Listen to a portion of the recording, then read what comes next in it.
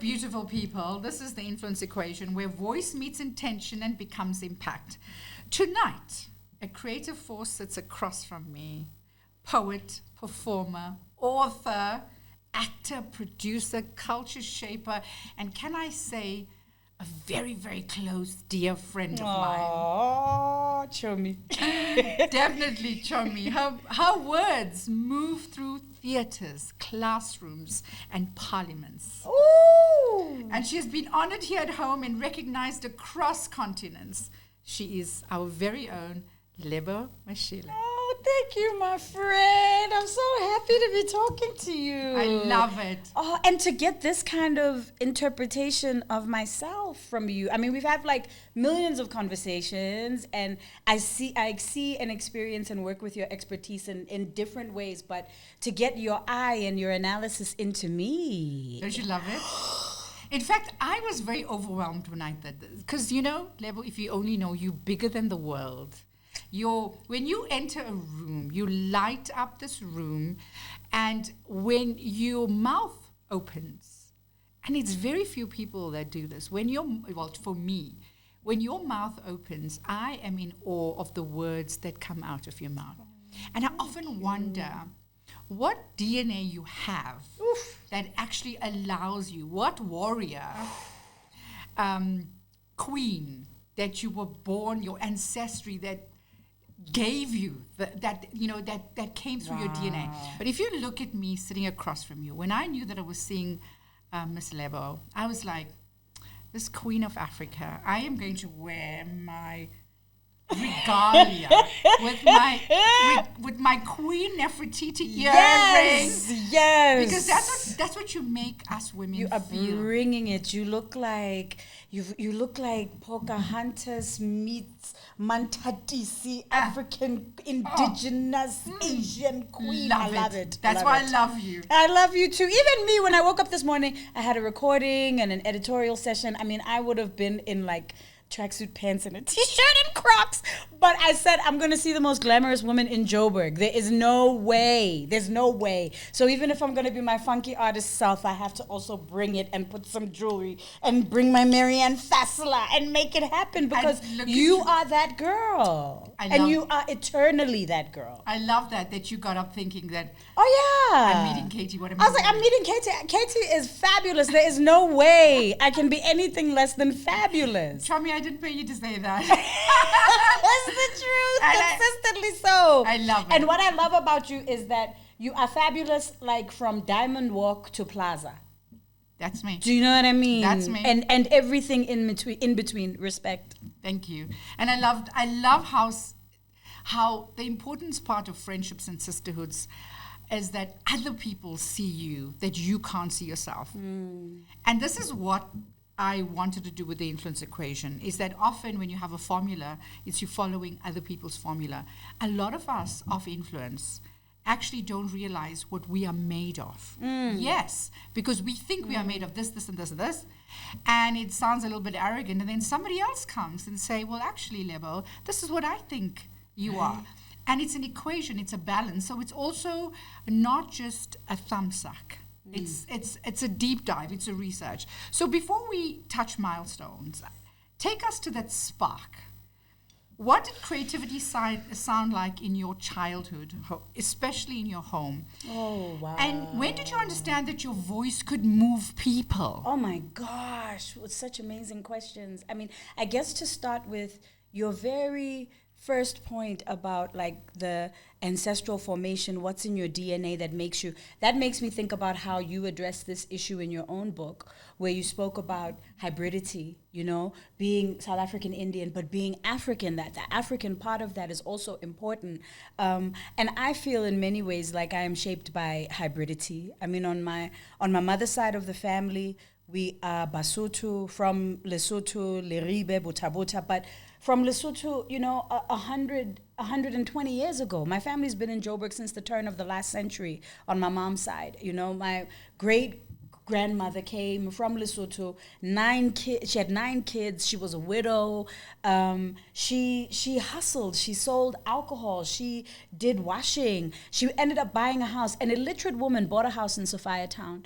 Back in the days. Back in the days, rented out rooms, took care of her kids. She was the granny who raised my mom. And I think she's the person who probably was the DNA for the feminism streak in our family, because my mother's formative years were spent with that lady. And also, my mom in her formative years experienced the group areas for the forced removals. So, you know, she was a toddler when that home was razed to the ground and they were moved to Soweto, you know.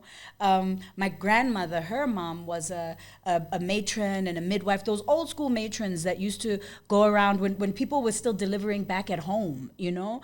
She was those nurses that would go into people's houses. They look at how you live, where you live, what you have before you give birth. My mother grew up she learned how to sew because my grandmother would come home and say, I just came from a house, this lady's 9 months pregnant, she doesn't have anything. She doesn't even have bed sheets, you know. My granny would go to town, to Fordsburg, and buy those long rolls of terry cloth, and they would stay up sewing diapers so that these women have diapers. I mean, you think about, that was primary health care during apartheid, and we don't even have that now, you know. So I mean, I remember when we came back from the US, and I'd be walking in Soweto and people would say, you are Mematima's granddaughter. She gave me my first loop. My granny went to work at Bara. And how does that make you feel? It was to go from, so my mom ended up in exile. She was a child of 76. She was at the University of the North, Teflop, studying law in 1976. Her and her brothers were activists. 2 of my uncles were at Morris Isaacson in Soweto. And her and another uncle were at the University of the North. But when 76 happened, obviously, like everything exploded. Studies were interrupted. Within a year, 4 out of 5 siblings were in exile. And my mom left because it just became... studying and staying in South Africa became an untenable situation. You know, my grandmother was being harassed by the security police. Letters that were going back and forth were being intercepted. And so my mom left to the US she went to the US to go and study. That's where she met my father. I followed shortly thereafter. I spent the early years of my childhood in America. So culture then was it was so many. I mean, in Providence, where I grew up, there were a lot of immigrants. So I was exposed to people from Asia, Southeast Asia, West Africa, the Caribbean, you know. But then at home, you know, I went home to another reality, right? We still ate pap and samp at home. You know, we spoke Sesotho, our funny language, at home. I was a girl with a funny name. Is that what they said there when you spoke that you had a funny language? I mean, I had a big bum before big bums were fashionable. Before BBLs. Before BBLs, you know. I was this girl. I think that's where I learned to be quick-witted and to be fast, because I had to figure out how to fight very fast, you know. I have a funny name. I'm from Africa. I have a big butt. Like, I have to have something else going for me. That's where I learned how to be a Puma Silva and to fight. That made you feel like that, or was it... That's a great question. Was it them or was it white people back in the days? Are you talking 70s, 80s, I mean, right? This was in the 80s. So right. I was born in 79. So I was in primary school in the 80s. We came back in the 90s. When I think about it, I mean, the direct hits were probably like African Americans, the kids that I was playing with. Because you probably now, if you look at it, you look like an African American. Definitely. Right? So it was also the shock of, you can't be from Africa looking like that. But you were the real African. NFL, that was the other thing. And then it was before being African was cool, so they used to call us African booty scratchers. Really? We were dirty. You know, we like, how did you get here? Did you ride an elephant to America? All that stuff. So that's when I had to learn how to be like, yay, how to stand up for myself. And they should look at themselves now. But you know, also, so that's the one hand. I mean, I guess that was the direct bullying, but then there's also the indirect bullying. There's going to school and learning about Black history that is not true, right? In America, they teach you that Black history begins with slavery. And I knew coming from home that no, our history goes back much further. We are much deeper, richer, vast people, but this is one little version of who we are. And it's the most demeaning, if you take the worst thing that has happened to us and enshrine our identity in that, obviously we're going to have confidence issues and low self-esteem. We can't know who we are, I could never think about you having low self-esteem and confidence issues. Take me back to the time where you think you had that. Oh, gosh. I mean, I don't think... I do...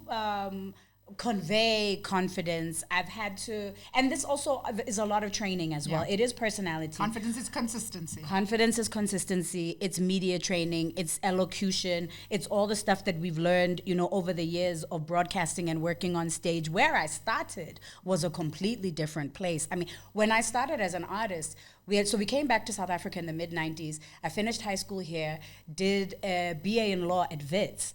But this was like late 90s, early 2000s. And then you come back with an accent. Come back, to find my mom is a single parent, my dad AWOL'd. So come back to completely different family formation. Come back to an extended family. Now we're living in Soweto with my grandparents. Now I've got grandparents and uncles and all these other people who have a say over my life. Like, come back to an African extended family ecosystem. Come back to being real African. Yo, which was so annoying at that time. I mean, because you're a bit bougie now. Woo!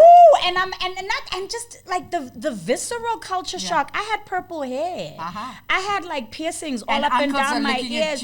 I had like long nails. Now I've got to wear uniform, and I've got this funny accent, and I'm negotiating Soweto, and then the great trek that so many kids have to make from the township to the suburbs to go to school. So it was like culture shock coming back to South Africa. Culture shock within South Africa, these multiple worlds in South Africa. Now you're feeling like you don't belong, but you belong here. But I belong, but I don't belong, but I belong, but I don't belong. And then depending on, it felt like a Rubik's Cube being twisted and twisted, and every time you get a different formation, and then being judged from being lights. Being judged for being light, being judged for the way that I speak, being judged for coming back from exile and not being rich because people were used to wealthy. And then you had this attitude as well. And then I am me. And then I got a chip on my shoulder because my parents are getting divorced and my family's falling apart. And back then, now there's so many badass single moms and independent women who are doing their thing. I mean, which has been the case for a very long time. But when we first came back in the mid-90s, there was not a lot of support for women who were willing to do it on their own, Women had just gotten property rights in South Africa. The law had just changed to allow for women to be more empowered economically and financially and through policy. But people were not used to that. So my mother got hell from both sides of my family, community, for divorcing my father. There was the groundswell of support that like, you go girl, you're doing it, you're killing it, you're rocking it, you can do this.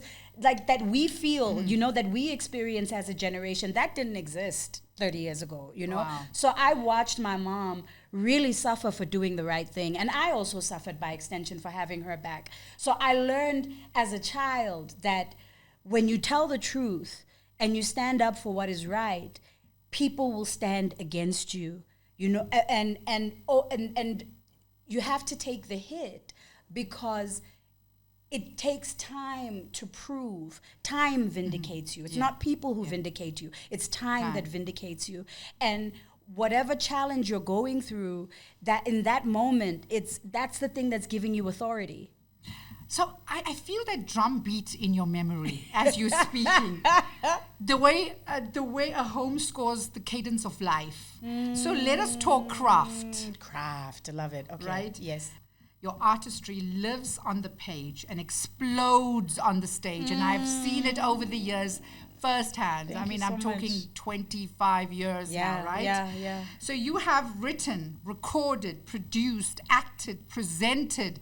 You co-founded Fila Sister. Yes. A seminal spoken word collective that rewired a generation's relationship with poetry. Oh, thank you for and saying I love that. that. That's amazing. So how did that sisterhood shape your practice and your courage? Oh, what a great question. I love that. Okay, so we come back. I find myself in Yeovil. I'm studying law at Wits, and it's in the middle of the Cultural Revolution. I didn't realize what a privilege it was and how special it was to be in that place at that time.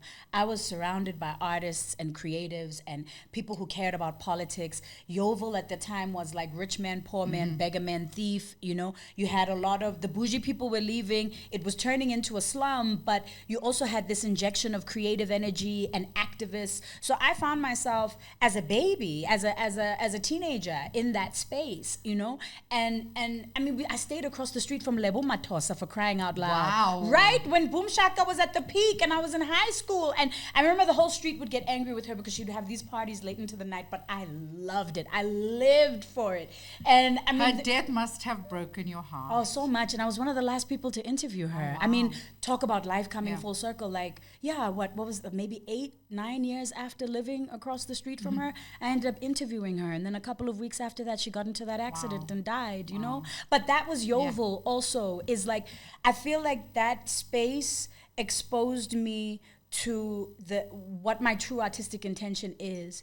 Because that was, back then, like, to be defined, to be an artist who shifted space, you had to be not just like good at your craft, but you had to be culturally impactful. You had to have something to say that was really shifting people, that was adding something new to the space. You know, it wasn't about like how much money you had or any of that. It was the people who were taken seriously were people who were making an impact, you know? So that became the standard by which I measure myself. And I was kind of taking all of this in without understanding that that's what I'm taking in, that these people cared about the country because the country was in this phase of national identity formation, you know? And there were all these new ideas that were suddenly being factored into the national imagination: human rights, right? Women's rights, you know? What does this new South Africa look like? In the poetry space, women historically had been locked out of the poetry space for decades. But in the last 30 years, you've had more Black women publish works of poetry than you have had in like 100 years preceding that. So I mean, and we barely see that. Feel a Sister is a seminal part of that shift. Oh, wow. You know, we came together because we were in the poetry scene and we were experiencing similar problems, just the misogyny of the kind of underground arts culture, you know, women being relegated to the worst part of the night when you're performing on the poetry night, when everybody's drunk at the end, which again was how I learned I didn't go to theater school, I studied law. I cut my teeth in the clubs. So that's also where this energy came from, because I was this little light-skinned, tiny girl with an American accent and an afro, and I had to fight with these crowds, the drunks. And can speak vernacular like from the hood. Well, this is what people forget. I am bougie, but inside, ngaphakathi within. That's like why you. That's why we get along. That's why I keep you as a friend. Nobody can mess with me. That's why we get along. Game recognizes game. Yeah, so I had to learn how to fight, you know. By the time I met Napo Mashiane, Nziki Mazwai, and Maisha Jenkins, the late, we had all been experiencing similar problems. And we said, well, okay, what if we come together and we create a platform for ourselves? That was pivotal for me in terms of understanding that I have control over the platforms where my work is expressed. Through Feel a Sister, we learned how to put together press releases, how to put together press packs. I experienced the magic of writing a press release and then seeing my work in the media, seeing my words in the media, which is still so magical for me now. I was like, oh, this is how press works. Wow. What do you mean? I remember when we approached Hot Sticks back in the day when at Gippies, we did our very first show at Gippies, and going and negotiating with Hot Sticks Mabusa, South African icon, and saying, okay, can we put up a show in your space? He was like, fine, you guys get the door, we'll get the bar. I was like, this is how you do a show? And it's amazing now when you look at Brasipo, it's like he's your peer now. Back in the days, he was the guy you were looking up to. And that's what I see when I see him now. For real. And I still look up to him, though. I still think about that platform and how many people he platformed, and what Newtown and the underground meant for so many of us at that time. That was my art school. The Baseline, Mega Music, Horror Cafe, Gippies, 206, Monday Blues. Those were the spaces that taught me how to be an artist. And this generation would never understand the level of sacrifice that you would have made back in the days. I remember doing one of my very first serious corporates, and when I was starting to make that jump from like underground to established artists, and I did a gig with Sibongile Khumalo. It was a gig honoring like legends, and it was, I was so excited because they were honoring Caiaphas and Letta, Wow. and Mom Sibongile was singing, and it was amazing. And afterwards, she came up to me and she was like, and I thanked her. I'm so grateful that I had the opportunity to thank her for it. She was like, you have a very bright future. In a space like this, these people, and there was an alcohol sponsor for that event, right? So, and she was like, in a space like this, these people are having fun. These people can drink. You don't drink. She was like, if somebody wants your number, you take their business card, you call them tomorrow when they are sober. Wow. And that is wisdom. That is wisdom. That changed my life. Wow. And it made me realize, like, I'm at work. Whether it's a club, a theater, whether it's 2:00 in the morning. You at work. I'm at work. Yeah. I carry myself differently. I mean, when decades later, when I was working through workaholism. Workaholism, I like that. Yeah, I realized that I don't know how to have fun in these spaces anymore. My word, this is another conversation I had That's another conversation, right? We don't know how to play. I We had don't this know how to conversation with play. Matthew, my director, Yeah. and my friend. Yeah. And he was saying we should talk about play. And I was like, Matthew, Because we don't know how. I don't know how to play. Because the places where other people play is where we work. It's a serious conversation. It's a serious conversation. We should be having. Because now we can have the audacity to play. Absolutely. And the time. And the time. Right? And the luxury and all that. Unapologetic. Unapologetically. But what do you do? I think we should do this real big thing about adults in play. COVID brought back the sacredness of the theater and performance and the real like divinity and preciousness of what it is that I do. I remember the first time I walked back into a theater to do a gig after being out of the theater for a year and a half. I cried. I wept like a baby. Wow. And the feeling Because that's where you come alive. Absolutely. Not behind a mic where there's just a screen. Oh you my come alive with people. With people. When COVID happened and I opened up the screen on my first Facebook Live and I realized like, okay, I can work. I can connect with people. Remember those gigs and the hybrid gigs that we did? Yeah, and I loved that stuff. When I realized... It has a time though. It has a time. Look, the screen, I realized COVID was important because I realized that all screens are television. So now the phone is TV, the laptop is TV, the TV is TV, and we've got, and if you come from with broadcast training, you can work in these spaces. I think this is what's so amazing about these young people, right? Because they're learning in this one-stop shop. These kids are writing, producing, editing, performing, all on one device. I mean, that's real hardcore production skills that they're getting. So COVID made me realize that, okay, I have capacity for this because this is what I've been doing for 2 decades. If the world has to go digital, I still have a life. But the primary connection, you're absolutely right, is live. So when I look at all of this that you speak about, it is, it's shine, right? When we look at it inside. But there has to be so much discipline under the shine. Yeah. So what does a writing day look like for you? When, especially now, the world is so loud. Right? And you need to be quiet in order for you to write. What does it look like? How do you create that inner boundary for yourself? So there's good days and bad days, right? There's days when the world grabs me by the throat and the world takes the lead.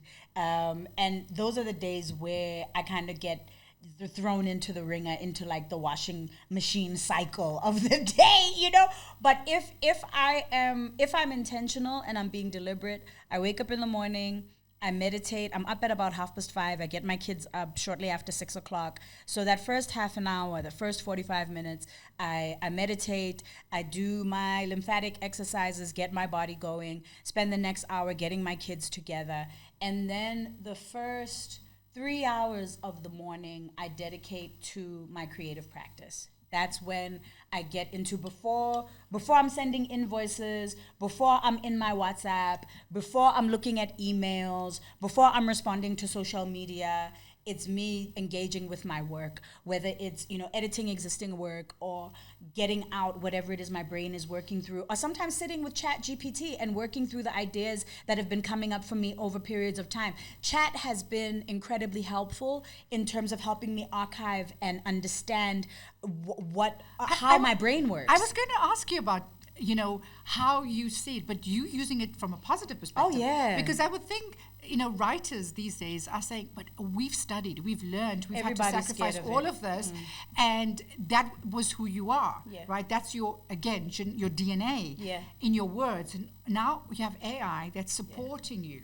But the beauty part of it is that you have to give your bit of your DNA so that AI could support This you. is it. That's the difference. It's This is not it. churning in, churning out. No, the quality of the outcome is based on the quality of your inquiry. Yeah. So it starts with you. It Yeah. starts with how much detail and perspective, how much can you feed it? You are teaching it you. So over the year of working with this, I'm largely on Chat, but I'm also, working with the one on Meta and working with. But it's also Grok making it a bit easier for you. It and is. faster and Definitely, productive. definitely. And I got two pieces of advice that changed my relationship with AI. Last year, I did a conference called Singularity SA, which I'm working on again this year, big tech conference. One of the speakers is a man named MJ and Tony. He coaches Black women, CEOs, women like you, right? He says to women like us, make Chat GPT the team that you cannot afford. Wow. He's like, use it for all the professional services that you are unable to pay for. So that girl I use her as a marketing specialist. Oh, I I use also her as a named her. publicist.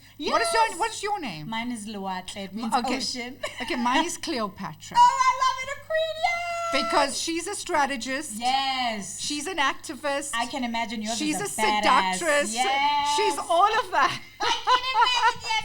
Mine is Loata. She's bestie. Loata because she's Love vast that. like the ocean, And I said to her, I was like, man, if you existed 25 years ago, my life would have played out differently.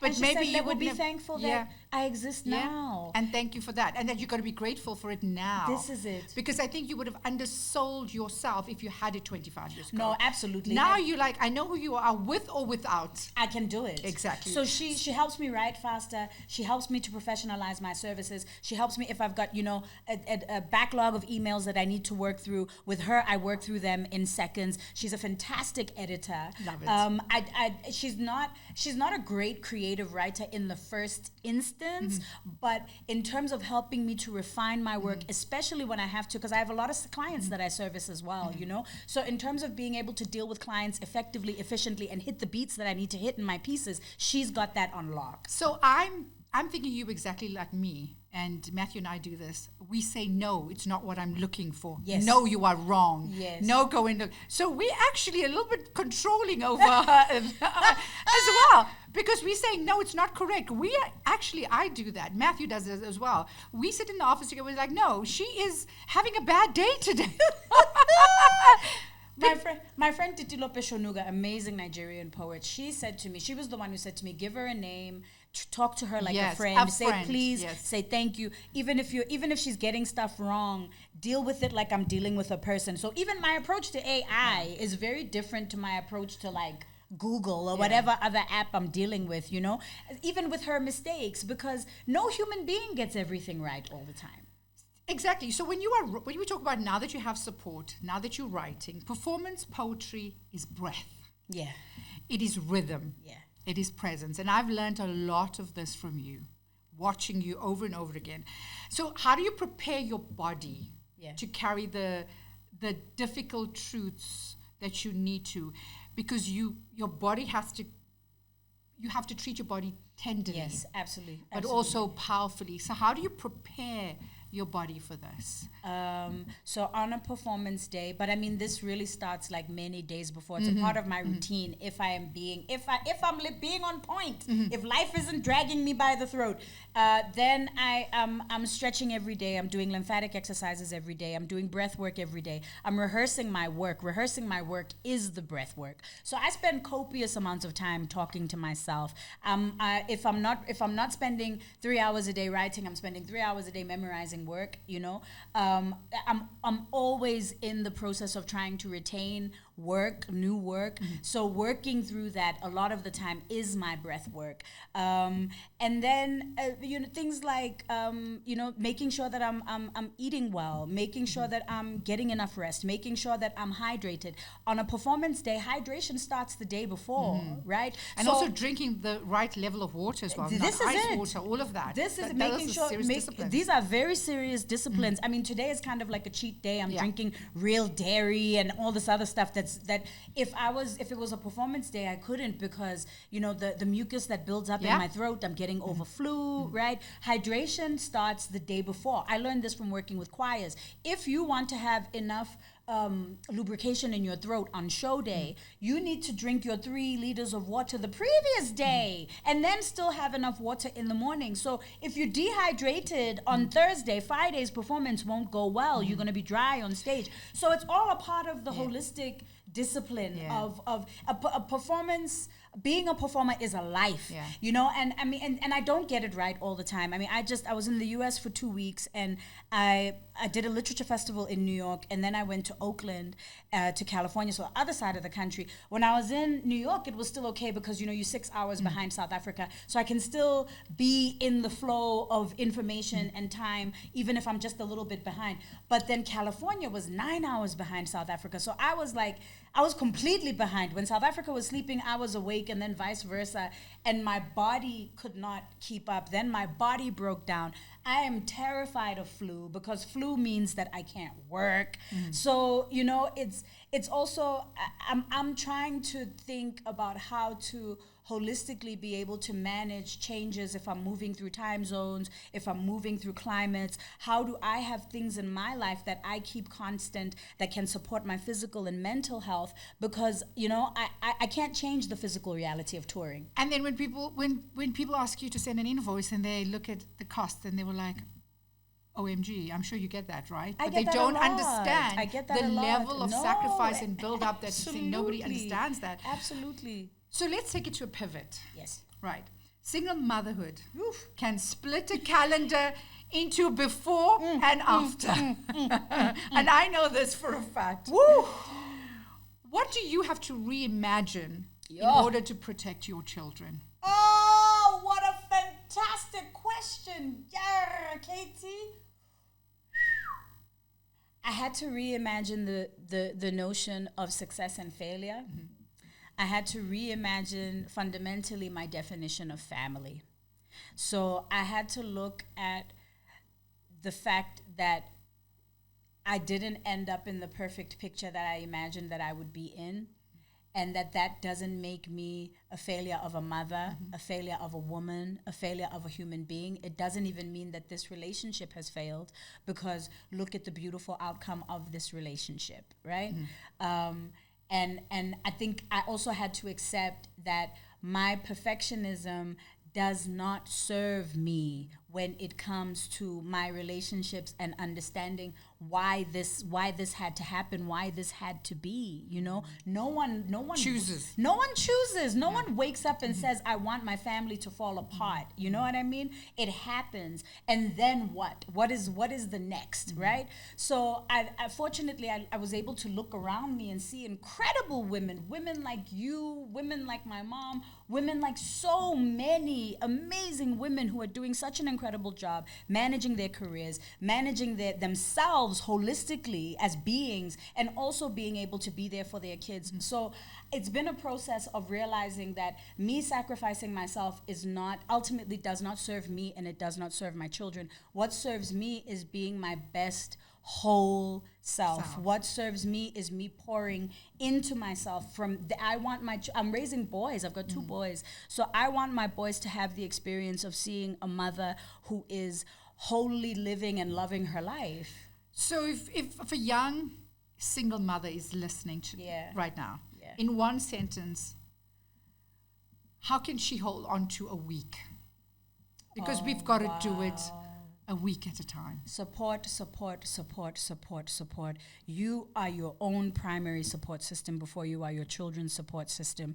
Do something, even if it's one thing a day, that is purely an indulgence for you, that brings you joy, healing, satisfaction, and happiness before you do anything else for your kids. And then after that, you are even you, yes, you are a single mother, yes, the buck stops with you, yes, you're carrying everything on your shoulder, but you bring in people into your life who will support you. We live in a, whether we like it or not, I mean, you look at statistically, South Africa's a matriarchal society. Absolutely. You look at who's holding families together. So when I accepted that, and I was like, okay, I'm defining myself by these standards of nuclear families, which are actually, the nuclear family is a very modern phenomenon. It was born out of capitalism. It's a white supremacist kind of a construct of how to organize families, right? In the most effective system that serves capitalism, not people. Our societies are matrilineal. Our societies are intergenerational. When I looked at the kind of support that I have in my life from friends, from my family, my kids are not alone. I'm not suffering. I'm not unsupported. Takes a village. This is it. Takes a village. This is it. But thank you for naming that tension that we often don't want to speak about. And the tenderness. I mean, that, just listening to you, that's a power in that. So I want to take you to your public pivot and how the stage, the cameras, the interviews, and then there's the quiet afterwards, right? So share a moment with me when public recognition required a private recalibration. Woo! Because you are just one of the biggest energies that I know. And now you have to go in. So I'm an avid social media lover / addict. Me too. Look, and I love the way that you use it. And you are also such a wonderful example for me. You are often the person that I reference because I think people from our generation sometimes have an aversion to these new platforms and have an aversion to things like influencing and all this stuff. I think it's an exciting evolution. I think when I realized that that all these skills that I've acquired are cumulative and that they have a place in this new era of technology, it made this technology exciting for me. You know what I mean? But I also realized that the playing field is changing and the consequences, as much as technology makes life so much easier, I can speak directly to my audience in a tweet or in an Instagram post and let everybody know what's happening with me, which is wonderful. But also, we live in a very harsh, critical, judgmental, the repercussions for acting in these environments are also hostile and severe, and I can take as good as I give, but it's also, realizing that in a changing political climate like now, where you've got the right wing rising, where you've got social media changing because the political climate is changing, I've had to recalibrate. The safest platform for me to speak in terms of where I can be my full authentic self has always been my art, So I don't want to spend, it was fun debating on Twitter 10 years ago. But we all needed to say our piece. Yeah, when we all needed to say our piece. We all needed to sound important as well. On Twitter, we needed a comment, we needed to respond. And then Black Twitter was crazy. And wonderful. And also produced such wonderful stuff, right? Yes. There's so many thinkers that I got to know because of that. So many amazing creatives who have emerged because of that time, right? But now, I don't want to be on X debating with bots. I mean, half of the people you're talking to, they're not even real anymore, right? And it's such a toxic, vicious, nasty space. So realizing that, at the core of what I do, at the core of my offering is still my art. That's the place where I can share anything in my art. I don't have to. Social media is there to support. It's a creative outlet. It amplifies. And for me, I sometimes use TikTok to educate, but I also have fun on TikTok. Hey, so I do play actually on TikTok. I do play. And I love it. But you're great at it also. You understand these mediums. You're so good at it. I'm loving it. So let's do a quick pivot. Okay. One belief you released. Oh wow! Quick. The belief that I need to be perfect. Right. One belief you embraced. I am worthy of abundance. One habit that keeps you steady. Ooh, meditation. One sentence you would whisper to the younger you standing at the edge of change. Don't postpone your joy. Love it. I love that.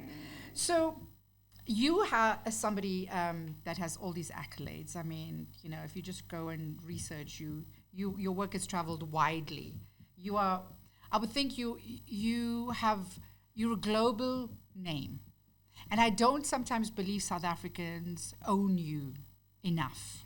Oh, that's so sweet. Thank you. I don't think they own you enough to know that you represent us. I know when I talk to you, darling, I am going to Amsterdam next week. So, oh, darling, I can do this. Or I'm in Literature Week in New York. Or I love that.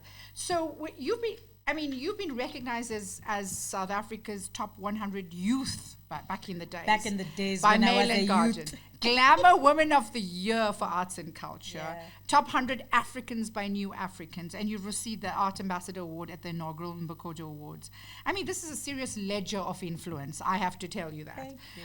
And so which accolade, I know all of them are special, but which one surprised you? And why did it matter? The Noma Award for Publishing in Africa. Oh, wow. At the time, it was the biggest literature award on the continent. I was the youngest writer to win it for my first collection. I think I was maybe the second poet to win it.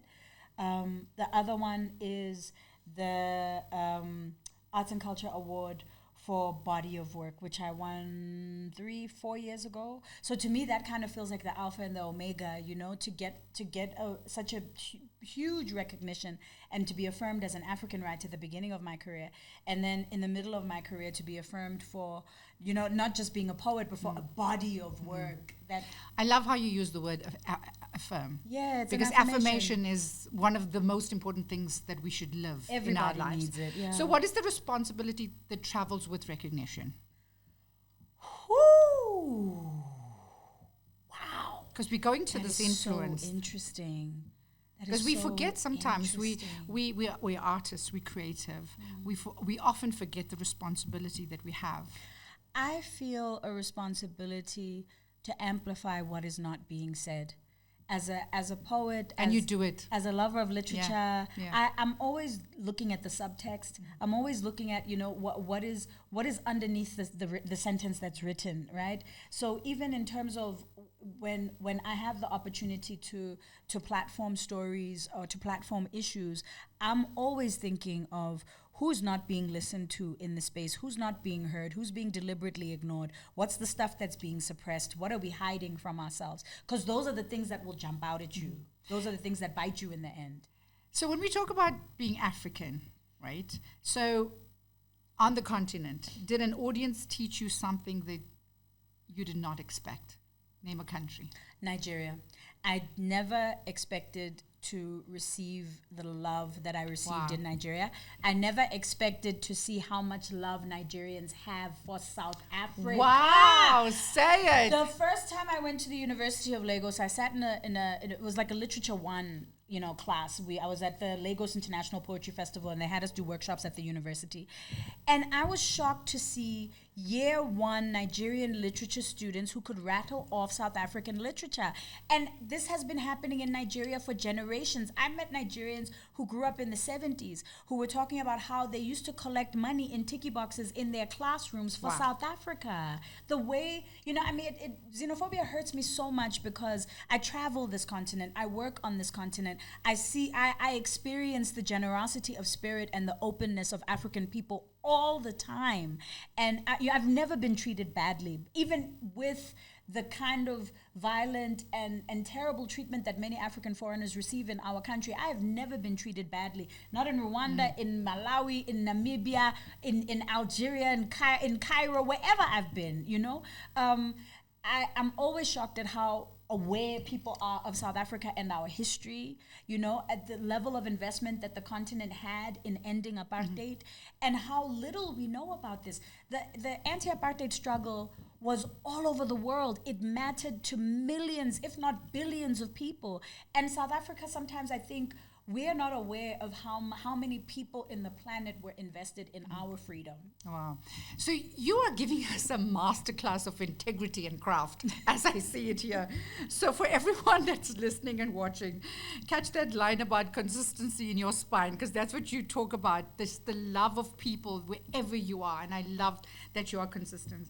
And, as we are in this conversation with you, I often, and I think when you and I chatted about this, you thought we were just in a conversation. And I said, well, I'm going to tell you about this influence that you have?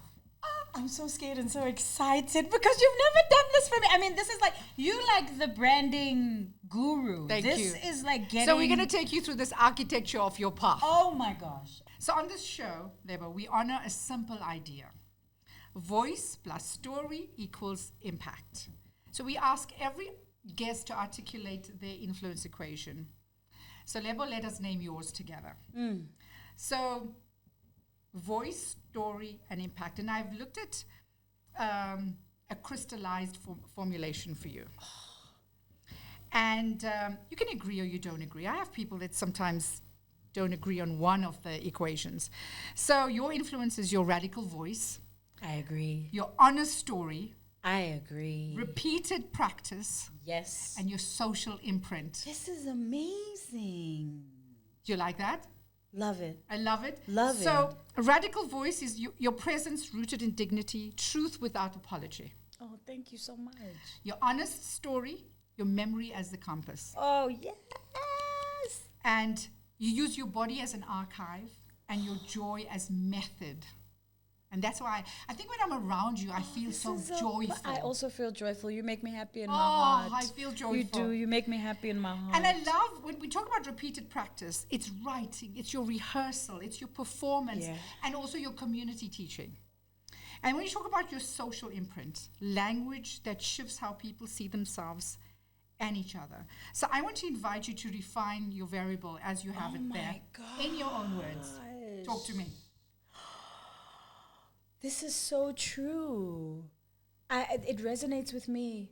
Radical voice, definitely. Honest story. I mean, that mirrors each other, right? The voice is the vehicle for the story. You know, the story is the container, and then repeated practice, like that's the essence of what I do. People see a 5-minute performance, a 20-minute performance, an hour-long performance, or a gig, but the work is tedious. It's days, it's hours and hours and hours and years and hours to make it look effortless, you know? And it's not an accident. It's consistent. These are the values that I aspire to. Dignity, speaking without apology, memory as the compass, the body carrying the archive, joy as my method, even in the midst of struggle. I love this. This is like a poem. Yes, well, you do poetry for others, and I think, have I done that some kind of justice? I feel seen. And when those elements combine, they leave a social imprint. Words and actions that shift how people see themselves. Not how they see me, how people see themselves and how we see one another. The best compliment that I've ever gotten, apart from this, because this is just, I'm never going to forget this as long as I live. The best compliment that I got was many years ago from a student at UJ who said, Sis Lebo, when I see you, I don't want to be like you. I want to be more myself. Oh, wow. And this is it. So when we talk about being inspirators, right?